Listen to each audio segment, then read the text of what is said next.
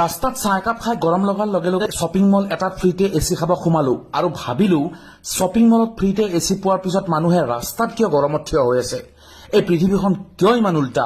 শ্ৰীলংকাৰ পৰা ভাৰতলৈ হোৱা মাৰাথন দৌৰ প্ৰতিযোগিতাত তৃতীয় পুৰস্কাৰ লাভ কৰিলো। মাৰাথন দৌৰ প্ৰতিযোগিতাৰ মেডেল পিন্ধাবলৈ আমাক থিয় হ'ব ক'লে। মাজৰ টাকলাটো প্ৰথম, হালধীয়া পিন্ধাটো দ্বিতীয় আৰু মই তৃতীয়। অন্যায় কৰি দ্বিতীয় পুৰস্কাৰ লোৱাৰ বাবে তাৰ পেণ্টটো খুলি দৌৰিলো। তাৰ পিছত দুজন ভদ্ৰলোকে তাক পেণ্ট পিন্ধাই ইজ্জত বচালে। বন্ধু এজনৰ বিয়া খাই তাক শুভেচ্ছা দিলো। এয়া আছিল তাৰ ৩ নম্বৰ বিয়া।